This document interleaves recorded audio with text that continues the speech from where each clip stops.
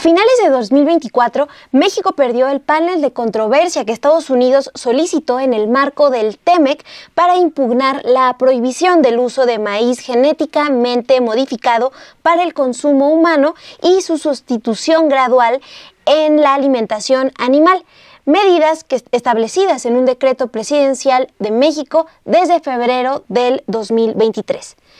¿Por qué se llegó a esta conclusión y a quiénes beneficia esta decisión? Esas dudas las resolveremos en este programa de En Defensa del Consumidor, así que acompáñenos. Vamos primero con la nota neta de esta semana.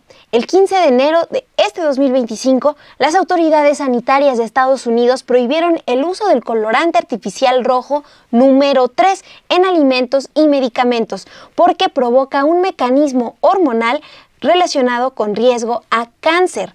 De acuerdo con la Administración de Alimentos y Medicamentos de Estados Unidos, la orden surgió por una petición que aceptó la agencia en 2022, en la que se exhorta a las autoridades a revocar la autorización de aditivos colorantes que dan un rojo brillante a algunos dulces y tipos de cerezas. Los demandantes citaron, entre otros datos, 2 estudios que mostraron cáncer en ratas macho de laboratorio expuestas a altos niveles de este colorante. Sin embargo, los niveles de exposición para humanos son más bajos a comparación de otros animales, según este estudio. La Administración de Alimentos y Medicamentos de Estados Unidos afirmó que el colorante se ha utilizado principalmente en productos como dulces, pasteles, galletas, helados y coberturas en pastelillos, por ejemplo, además de ciertos medicamentos comestibles. Por ello, los fabricantes que utilicen el colorante rojo número 3 en alimentos y medicamentos ingeridos tendrán hasta el 15 de enero del 2027 para reformular sus productos, mientras que los que lo usen en medicamentos ingeridos tendrán hasta el 18 de enero del 2028. Vamos ahora con el tema central de este programa. Desde febrero del 2023, un decreto presidencial prohibió el uso de maíz genéticamente modificado para elaborar tortillas y masa. Con este decreto se buscaba proteger la salud de las y los mexicanos, preservar la riqueza biocultural y salvaguardar el reservorio genético de los maíces nativos de México, la base de nuestra alimentación. Sin embargo, Estados Unidos consideró que estas medidas afectarían el comercio y sus exportaciones de maíz amarillo a México, y por ello el gobierno estadounidense solicitó un panel de controversia en el marco del Tratado de Libre Comercio, el TEMEC. Hay que recordar que desde la firma del Tratado de Libre Comercio de América del Norte en 1994 son constantes las presiones de intereses empresariales. Además, la liberación comercial ha tenido graves repercusiones para los productores de maíz mexicano, en especial para los de pequeña y mediana escala. En México, la lucha contra la siembra de maíz genéticamente modificado tiene años. A esta lucha se han sumado personas defensoras de derechos humanos, campesinos y también personas desde la academia. ¿Pero qué implica para México haber perdido en el panel de controversia del TEMEC? De eso hablaremos con Carlos Ventura, uno de los firmantes de la demanda colectiva que ha impedido legalmente la siembra de maíz genéticamente modificado en nuestro país. Y también con Ana Beguer, investigadora del Jardín Botánico en el Instituto de Biología de la UNAM. Y para hablar más del fallo contra México en el panel de la controversia del TEMEC sobre el maíz genéticamente modificado, me da gusto recibir en el estudio a Carlos Ventura. Él es uno de los firmantes de la demanda colectiva que ha impedido legalmente la siembra del maíz genéticamente modificado aquí en México. Y también a Ana Beguer, investigadora del Jardín Botánico del Instituto de Biología de la UNAM. Muchas gracias, Ana. Muchas gracias, Carlos. Muchas gracias por invitarnos. Gracias. Pues mi primera pregunta es para Carlos. Quisiera que nos ayudes a entender qué es lo que decidió recientemente el panel de controversia del TEMEC y qué implicaciones tiene en el maíz que se que se siembra aquí en el país. Sí, bueno, primero decir que es importante recordar para quien es la primera vez que escucha que estamos en esta controversia con Estados Unidos, que esto es producto de un mecanismo con el que cuenta el Tratado de Libre Comercio entre México, Estados Unidos y Canadá, el TEMEC, ¿no? Como ahora lo conocemos, que recuerden ustedes tiene su antecedente en el TELECAN, ¿no? Del 94, pero pues es una continuidad de estas relaciones comerciales entre estos países y el asunto de la resolución a la que le llegamos hoy es producto de una controversia que generó el gobierno de Estados Unidos derivado de ciertas medidas que tomó el Estado mexicano, ¿no? En relación a la protección del maíz, de los maíces, de la biodiversidad en México.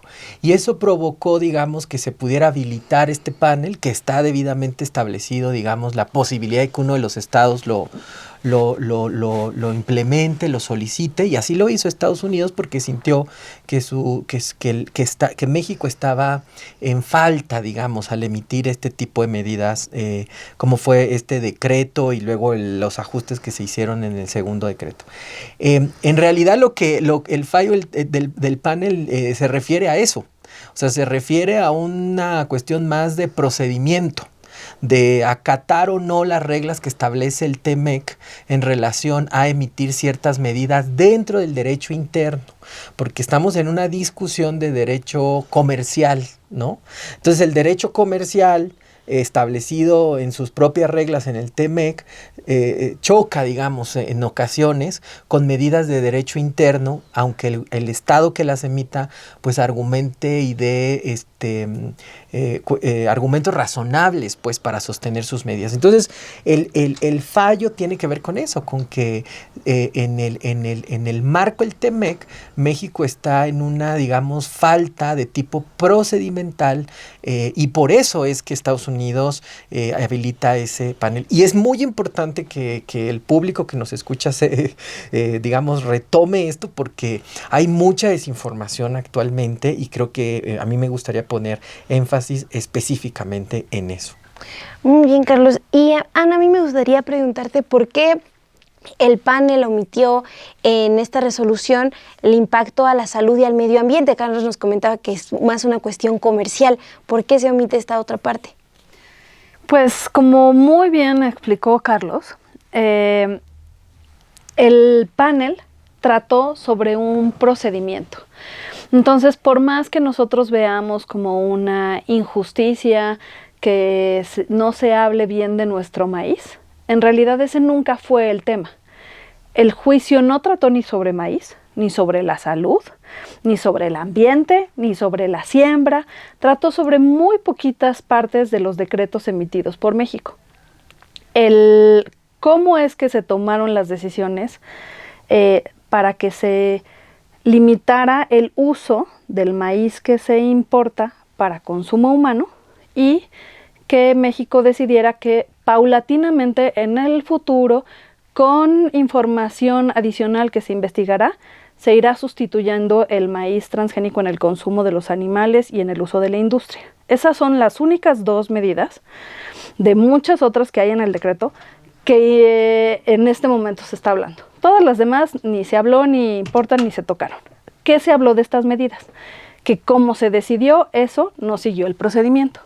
Entonces, no había lugar para hablar sobre la salud, el ambiente, ni la importancia del maíz para México. Nunca estuvo en realidad sobre la mesa. La queja de Estados Unidos es, ustedes tomaron mal una decisión porque no presentaron los trámites necesarios. Los trámites necesarios eran pedir su opinión bajo un procedimiento. Y entonces Estados Unidos básicamente desde el inicio sabía que nosotros íbamos a perder ese panel porque nunca les pedimos la opinión y las pruebas que México tenía que presentar eran sobre que habíamos pedido esa opinión. No eran ni sobre si el maíz hace daño, ni los daños a la salud, ni nada. Todo eso fue un manejo en medios, un manejo entre los gobiernos, un manejo que la verdad se da porque el maíz está en nuestro corazón y todo el tiempo pensamos que se habla de maíz y el maíz es muy importante. Pero pues ya en términos del procedimiento, pues sí, en el procedimiento se separó todo lo que se había dicho de lo que realmente trataba. lo que los abogados dicen la litis. La litis fue, ustedes no pidieron la opinión sobre cómo se realizaba esta medida y entonces pues el resultado es no presentaste pruebas, perdiste, ¿no? Básicamente. Entonces por eso es que no se habló de todo eso. Ya veo. Y bueno, también lo que a mí me gustaría saber es, Carlos, ¿qué opinas de los argumentos en ese sentido que da Estados Unidos? Dice que afecta a sus intereses comerciales. ¿Qué es el mensaje que da, ¿no? Considerando que dejó de lado toda esta parte? Mira, poniendo en perspectiva este momento coyuntural tan importante, ¿no? También recordarle a quienes nos ven que no es un debate nuevo, ¿no? O sea, es un debate de las últimas décadas en México y es muy importante recoger que Estados Unidos, digamos, como un gobierno con una fuerte intención de proteger intereses particulares y son estos intereses de grandes transnacionales, ¿no? Que tienen además pues una importancia, digamos, en Estados Unidos, como pueden ser las empresas que, por cierto, han sido frenadas por el Poder Judicial en México para la siembra de maíz transgénico.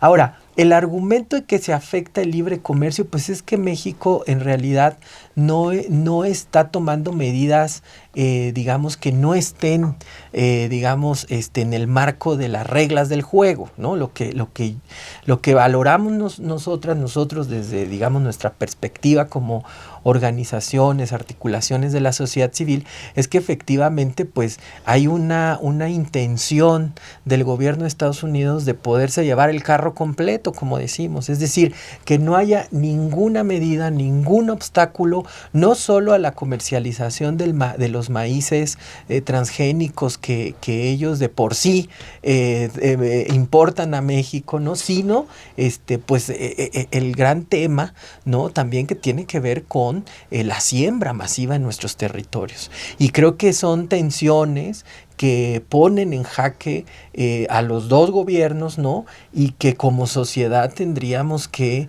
poco a poco ir develando qué es el proyecto de país que queremos en relación con el maíz, como un grano básico fundamental en nuestra alimentación, pero además que puede ser importante para las generaciones futuras lo que hoy se defina en torno a este panel o las medidas que los estados, en particular México, vaya a sostener y vaya a defender en los próximos meses o años, ¿no? Porque pareciera que va a ser una tensión constante en el marco de esta relación con Estados Unidos y más viendo lo que ahora en enero va a pasar en Estados Unidos, ¿no?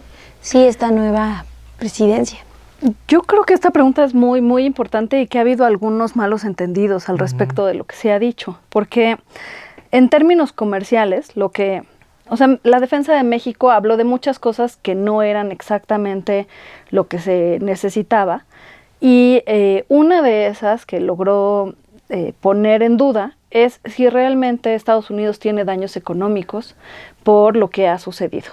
¿Por qué? Porque lo que limita es que nos estemos consumiendo en la masa y la tortilla el maíz transgénico o genéticamente modificado que viene para la alimentación animal. México es totalmente autosuficiente para la alimentación humana, por lo tanto es una prevención interna del país que eso no se mezcle, que no llegue, ¿no? Es un mal uso de un maíz que es para engorda, para producir leche, para buena nutrición animal, ¿no? Que se esté yendo hacia la alimentación humana. Entonces ese era el objetivo. Como eso no debería estar pasando y era prevención, entonces ahí no deberían de tener un daño económico, ¿no? O sea, porque eso no debería de estar sucediendo. Y si sucede, es una práctica que la idea es limitarla. La segunda cosa que dicen es que financieramente les cuesta la planeación de las siembras, etcétera. Y eso es posible, pero están avisados desde el 2020. Entonces, si les sigue costando en la planeación, tienen que justificarlo de una manera muy rotunda, ¿no? De tal manera que las dos implicaciones que podrían tener costos, pues están medio en duda. Lo que es muy importante que el público realmente entienda es que no es, Estados Unidos no puede venir a imponernos los aranceles en donde quiera, a lo que quiera, con el costo que quiera. Lo que sucede después de este fallo es otro procedimiento. Así son todos los procesos, estos son de muchas etapas. La primera etapa fue unas preguntas que nos hicieron, después la segunda etapa es este panel de controversia.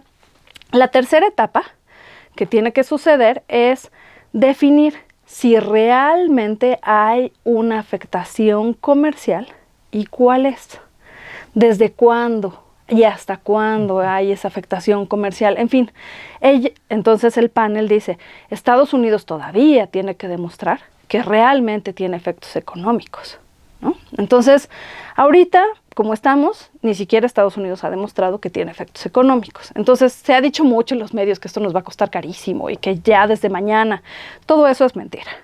Aquí hay procesos que están escritos, acordados entre los países y se tienen que seguir. Aunque nosotros mañana decidamos que se quita el decreto, los procesos puede ser que ocurran. Entonces, en realidad lo que tenemos que hacer es esperar a que eso ocurra y ver, digamos, cuál es el costo del golpe, ¿no? Y después de eso, México ya tendría que tomar decisiones sobre, no es cierto, hay otra etapa, en donde se ve realmente a qué se le puede poner el arancel. O sea, si son aguacates, no le puedes poner aranceles a las medicinas, ¿no? Si son maíces, le puedes poner aranceles a los maíces, ¿no? De tal manera que podemos ver en qué, pero es una proporcionalidad que tiene que estar claro que no va a ser, no se puede hacer lo que han estado diciendo en medios. O sea, la gente que dice que ya sabe cuánto costó esto y que además asusta con eso, pues está del lado del otro país, ¿no? Básicamente. Entonces eso creo que sí es muy importante aclararlo, ¿no? Faltan muchas etapas, no hay por qué estar tan preocupado. Como dijo Carlos, además esto es una discusión que viene entre los países desde 1996 y seguramente seguirá por los próximos años, ¿no? Los genéticamente modificados han llegado en esta tecnología para quedarse en muchos países y en el planeta. Entonces vamos a tener que seguir regulándolos y hablando de ellos. Y esta es una etapa más que solamente trató de un trámite. No trató de todo lo que se ha dicho y no está en juego, como ya también dijo Carlos, el resto de las medidas que contiene el decreto, ¿no? Esas no están tocadas, ni la siembra, ni que tengamos que hacer investigación conjunta y otras cosas que están, el glifosato que mucho se habló, ¿no? Nada de eso al final fue incluido en el decreto. Entonces, digo, en el fallo no, en la queja, en el panel, en este asunto. Y entonces, para también tenerlo claro, esto que resuelve el panel no impacta en nuestra soberanía alimentaria, en la manera en la que estamos aquí produciendo y distribuyendo el maíz en México. Bueno, no afecta en nuestra manera de regular a los organismos genéticamente modificados, porque nosotros tenemos una ley de bioseguridad de organismos genéticamente modificados. No impacta en que nos digan que, nosotros podemos regular. Es más, nosotros podemos seguir con nuestras, como estamos hasta ahora, y no deberíamos de tener ningún cambio, ¿no? Entonces, es dudoso, depende cómo se aplique, depende que siga en las siguientes etapas.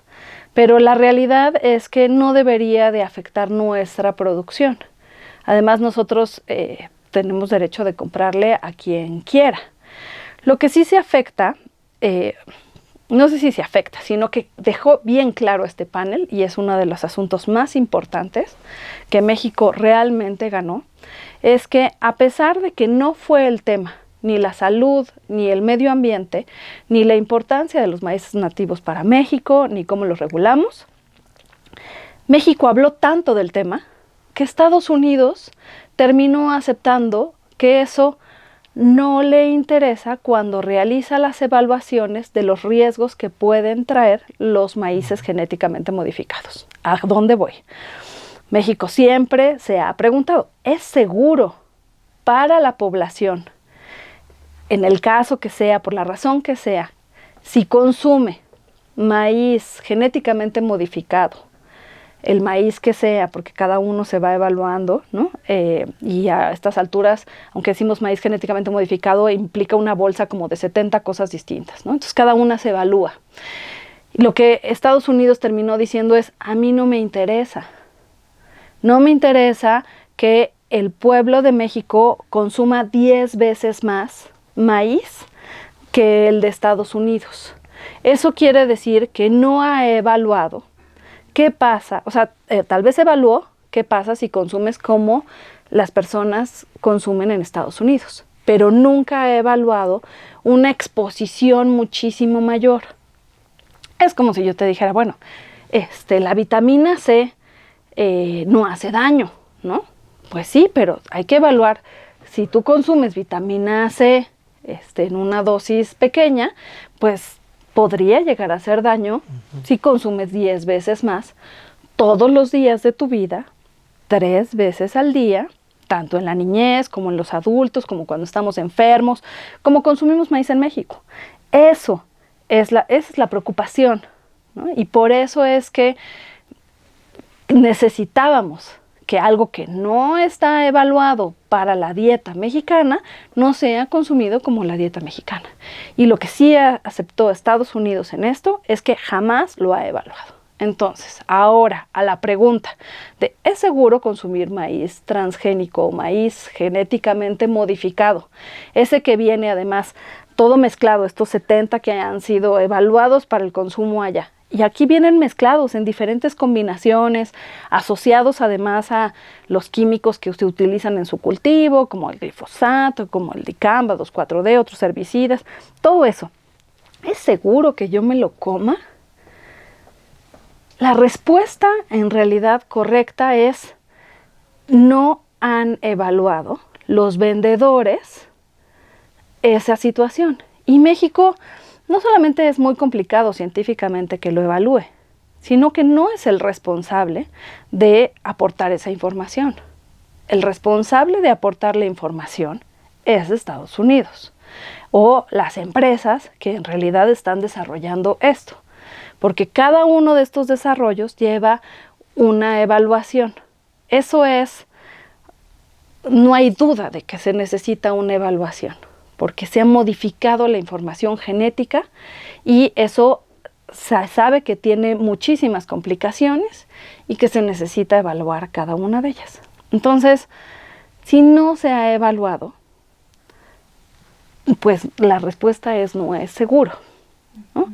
Y quien diga que es seguro, porque tiene algunas otras observaciones, pues básicamente no confía en la ciencia, ¿no? La ciencia sigue procesos, ¿no? Para que podamos ver si una cosa es segura o no. Y no te puede decir, si no se hizo una investigación, pues no te puede decir la respuesta, ¿no? Básicamente. Gracias, Ana. También lo que a mí me gustaría preguntarles con todo eso que nos plantean, Carlos, es entonces, ¿qué intereses está protegiendo el panel? Sí, considerando que México sí habla de esta cuestión, pone sobre la mesa el daño que tendría a nuestra salud, ¿por qué el panel pues decide dejarlo fuera, sobre todo pensando, ¿no? en estos intereses que está protegiendo? Sí, bueno, retomando esto que ya Ana desarrolló muy bien, ¿verdad? En relación con lo que está en juego cuando hablamos de discutir sobre la salud, sobre la buena alimentación, sobre el cuidado del medio ambiente, que es algo que yo creo que como sociedad mexicana tenemos que que observar, ¿no? Que en esa relación comercial con Estados Unidos, pongo énfasis en esto que dice Ana, no le interesa, ¿no?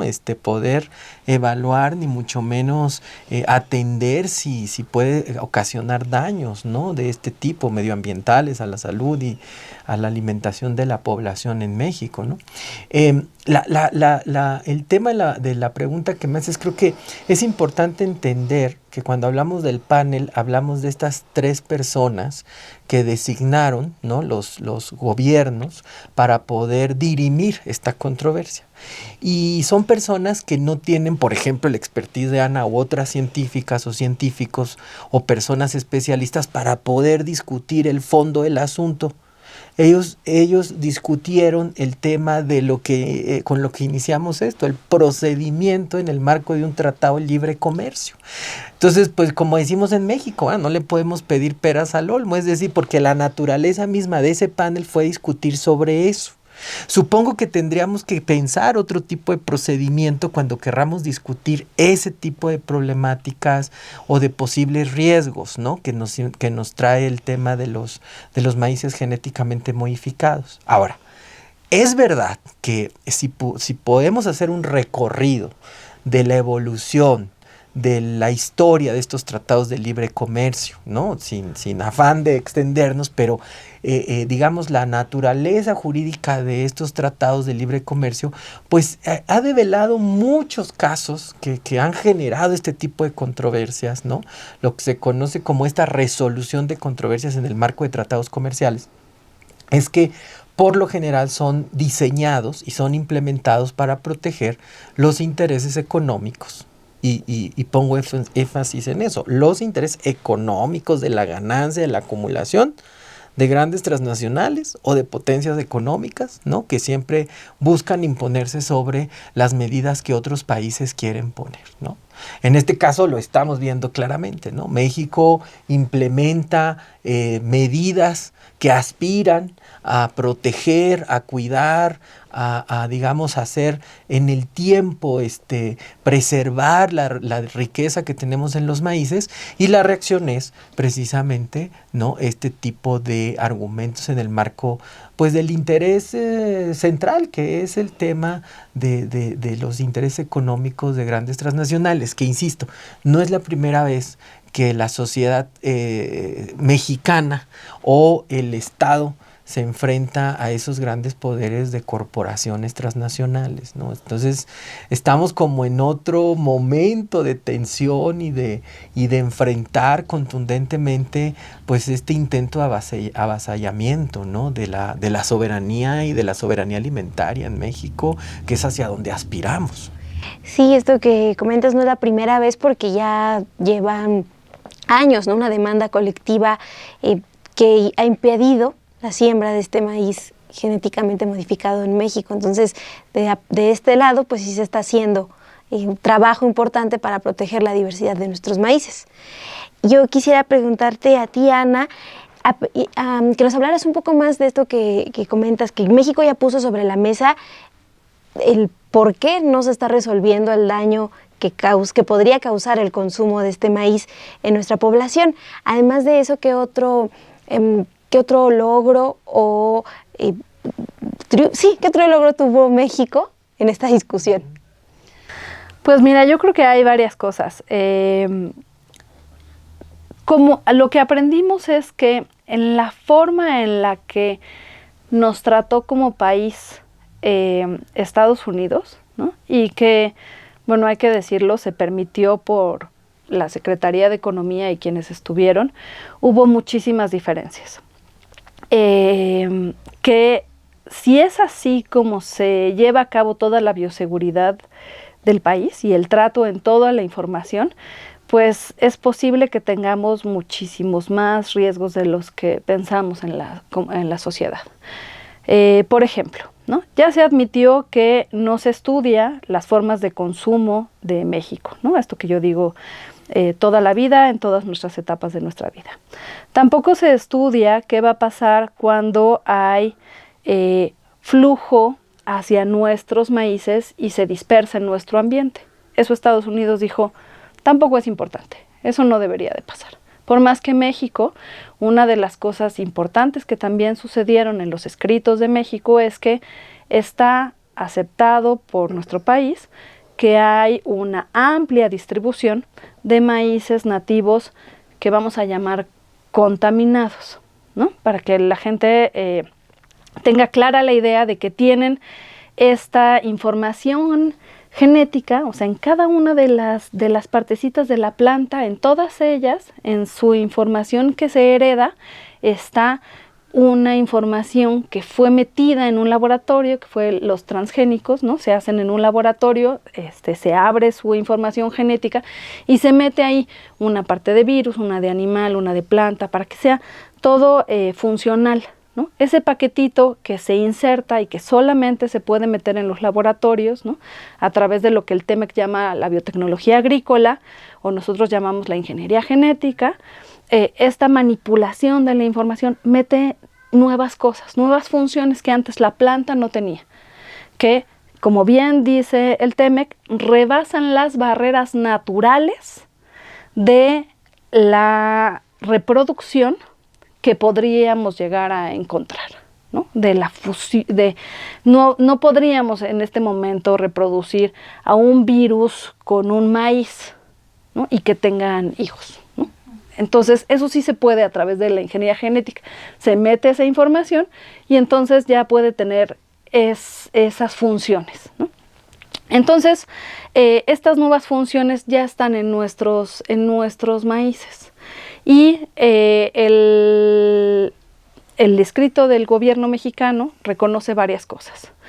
Una, que la presencia de esta información genética no puede provenir de las siembras que se hicieron en algún momento en México, en el norte de México, entre el 2009 y el 2013, antes que con la demanda colectiva pararan esos permisos, hubo algunos, ¿no?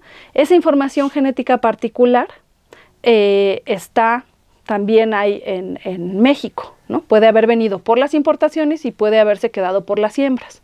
Eso demuestra que los cultivos que se hagan en México tienen muchísimo riesgo y que sí pueden contaminar un centro de origen y de diversidad como lo es nuestro país, porque las medidas estas de que lo que está cerca se puede llegar a contaminar, pero no lo que está lejos, solo funcionan con fines comerciales, donde toda la semilla de las personas se destruye. Entonces, si la que está cerca pudo haberse contaminado, pero la que está lejos también va a cambiar toda su semilla. Entonces, así es como controlan que no vaya aumentando la frecuencia de estas contaminaciones.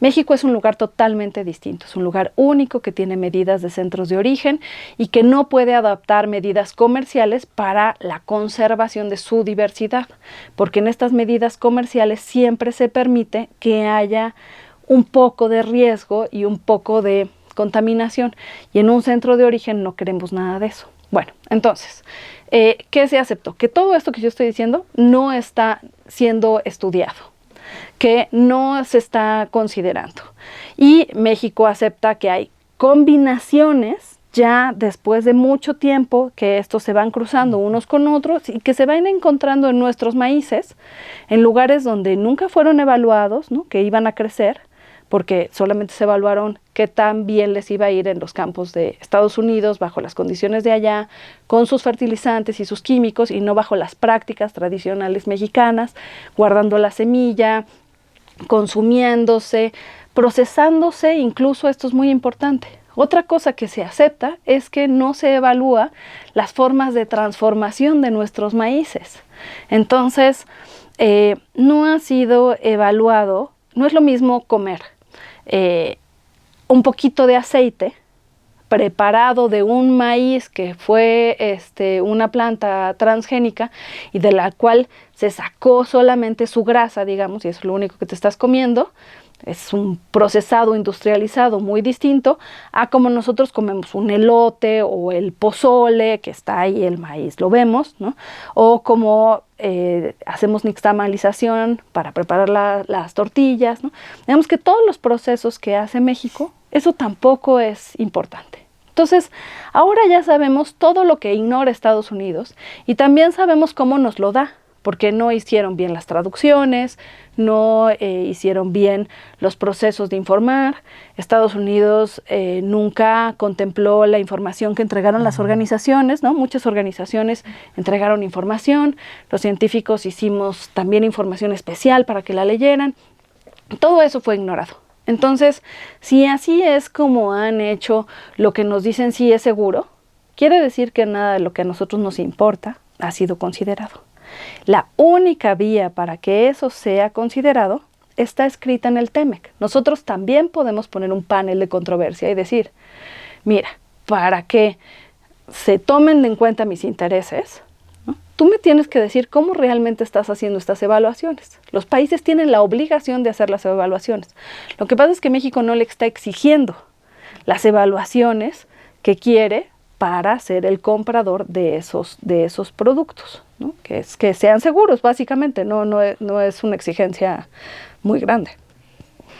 Con todo ese contexto, a mí también me gustaría preguntar, Carlos, ¿cuál debería ser entonces la prioridad de las estrategias que se tomen aquí desde el país para asegurar pues que nuestro maíz, pero también pensando en otros alimentos básicos, ¿no? Para nosotros como mexicanos, como el frijol, pues no sean mercancías negociables, ¿no? ¿En qué tendría que enfocarse estas estrategias?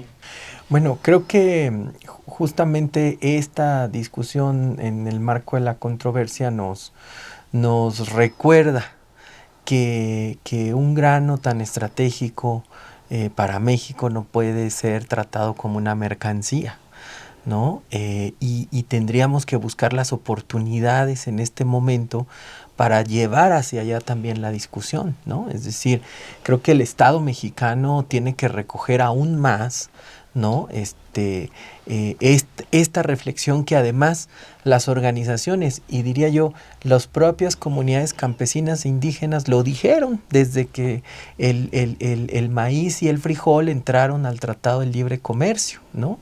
Entonces, eso tendría que ser una premisa, digamos, sobre la que estemos construyendo estrategias, ¿no? Que algo que es tan fundamental, no solo para la alimentación, ¿no? Sino para la propia identidad, para la propia reproducción de la vida comunitaria, porque además pues sabemos que hay comunidades que todavía, digamos, por fortuna, ¿no? Gira su vida colectiva en torno a los ciclos de la milpa en fin, hay tantas cosas que hablar sobre el maíz y por eso la importancia en México, porque no solo es, digamos, en términos de una discusión comercial, sino una especie de discusión de cosmovisión, de forma de vida, ¿no? De forma que eso me parece que es importante. Ahora, desde lo que vemos, pues sin duda alguna, ya se explicó aquí que no tendría por qué cambiar el rumbo de lo ya iniciado por el Estado.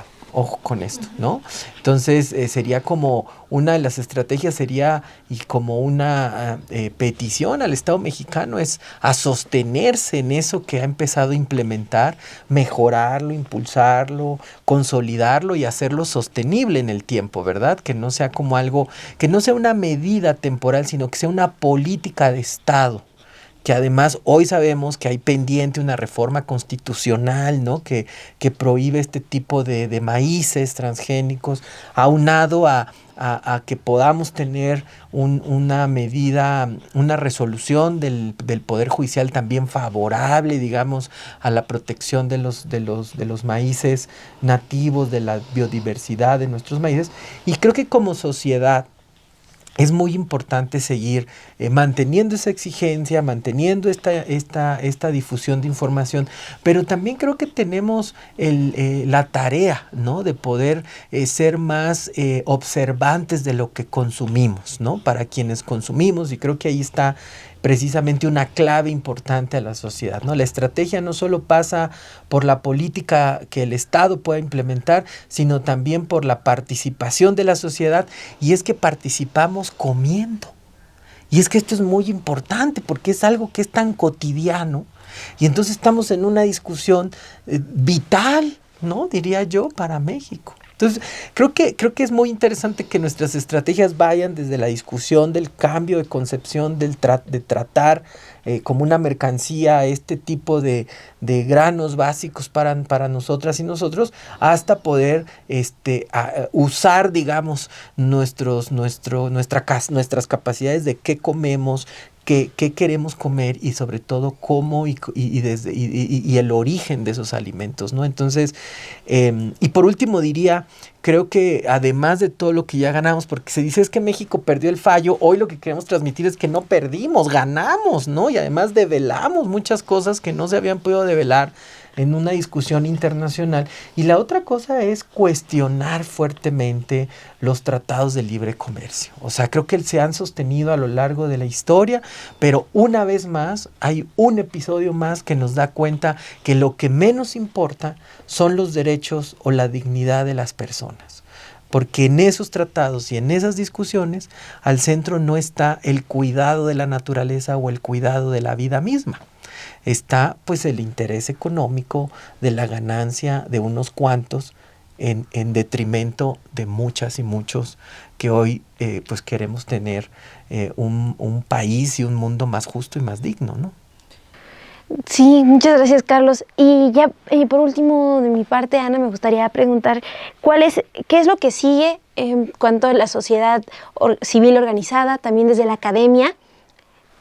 ¿Cuál es la estrategia para seguir defendiendo el maíz? Bueno, creo que hay varias partes, ¿no? Uno es que estamos viendo distintos discursos a nivel de medios que son básicamente un retroceso. Si bien hay un resurgimiento de la discusión, es una discusión como de los 90s. Es una discusión añeja, sin información científica, como si no hubiéramos tenido 30 años de investigación que demuestra que las medidas que se proponían son obsoletas, que no sirven, que sí, todos los centros de origen han tenido contaminaciones porque siguieron reglas comerciales y no reglas especiales. Entonces tenemos retos de investigación para hacer distintas medidas integrales para realmente proteger el maíz de México, porque la otra cosa que ahora sabemos es que estos maíces, estas contaminaciones son nuevas, son de las que nunca se sembraron y están llegando por las importaciones. Entonces México tiene que pensar cómo es que va a diseñar estrategias para limitar esas contaminaciones en particular que se están yendo a los maíces nativos y que estamos consumiendo, que Estados Unidos va a seguir haciendo más, no podemos limitar eso, pero sí podemos proteger nuestro maíz con distintas medidas científicas probadas para México. Tenemos que aportar en la discusión para que no haya un retroceso, sino un avance, para que no sean las mismas discusiones históricas que nada más han hecho perder el tiempo y que las vuelven a decir, ¿no? Como que los organismos genéticamente modificados somos todos y que todo el maíz que se ha mejorado de manera tradicional también es genéticamente modificado. Esas son todas mentiras, ¿no? Los organismos genéticamente modificados se hacen solamente en el laboratorio y están definidos así en nuestra ley y en tratados internacionales. Entonces, por arriba y por abajo de nuestra Constitución son organismos genéticamente modificados regulados y nosotros necesitamos que quede ahora todavía más robusto en la Constitución y que eso realmente ayude a su protección. Otra cosa es que si México no tiene la garantía, la seguridad en el consumo del maíz, entonces es posible que se esté afectando la manera tradicional y la cantidad en la que consumimos. Entonces tenemos que conservarlo desde ahí, desde la prevención, desde la precaución, utilizando todos los principios, el principio precautorio, el principio pro natura, el derecho al ambiente sano. Tenemos todos los elementos para evitar los riesgos que actualmente están sobre nuestro maíz y sobre su entorno natural, ¿no? Porque una vez que estos maíces tienen esta contaminación, puede ser una contaminación que le da propiedades, por ejemplo, insecticidas. Entonces, tal vez a la planta no se ve tan afectada, pero su entorno se va viendo afectado, ¿no? Y entonces, desde mi laboratorio, que se llama Genética de la Conservación, y eso quiere decir que se preocupa por los procesos que originan y mantienen la diversidad. Entonces, no podemos sacar el foco de ahí. Tenemos que conservar siempre a los procesos que originan y mantienen la diversidad. Esos son la diversidad en los ambientes, la diversidad de las formas de uso, las culturas, todas nuestras fiestas. Nosotros somos indivisibles de la diversidad del maíz. Si nosotros queremos tener diversidad en nuestro maíz para que podamos tener oportunidades ante cualquier cambio climático, oportunidades ante cualquier deseo que nosotros queramos hacer con nuestro maíz y de repente se nos ocurre tener pozoles azules, ¿no? Pues tenemos todas las oportunidades en nuestra diversidad. Como país es muy importante que prioricemos para la solución de nuestros problemas, pensar que a través de los miles de años nuestro maíz ya se enfrentó alguna vez al problema que tenemos hoy. Por lo tanto, quiere decir que en nuestra diversidad ya está la solución. Es mucho más fácil encontrar en nuestra diversidad la solución que inventar algo metiéndole una nueva función al maíz y viendo si hace daño para todas las formas de consumo. Entonces, necesitamos conservar nuestra diversidad, pero también aprovecharla, valorarla, conocerla, comentarla, educar alrededor de la diversidad, ¿no? Fomentar el uso y el consumo de esos maíces es lo que realmente va a hacer que nosotros podamos tener esta diversidad y compartirla con las siguientes generaciones. Entonces, bueno, esas son de las partes más importantes que nos esperan en el futuro. No es fácil, pero lo más importante es que pues vayamos hacia allá y no vayamos hacia atrás. Sí. Les agradezco mucho Ana Beguer y Carlos Ventura por esta entrevista y por esta información tan importante que nos comparten.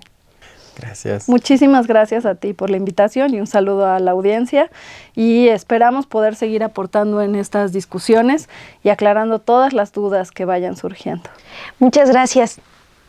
Ustedes cuéntenos en los comentarios qué opinan de esta lucha que sigue vigente, la protección de los maíces nativos en México. También les dejo con una reflexión que hace Ana Beguer, la investigadora Ana Beguer. Ella nos dice que si bien el gobierno de México ha mencionado que acatará el fallo de este panel de controversia, eso no implica que tenga que eliminar el decreto presidencial que desde el 2023 protege a nuestro maíz. Este programa es posible gracias a la coordinación desde el Poder del Consumidor de Denise Rojas y Karen Castillo. El guión lo elabora Guillermo Bermúdez. Y yo los veo como cada martes aquí por Estudio B en Defensa del Consumidor.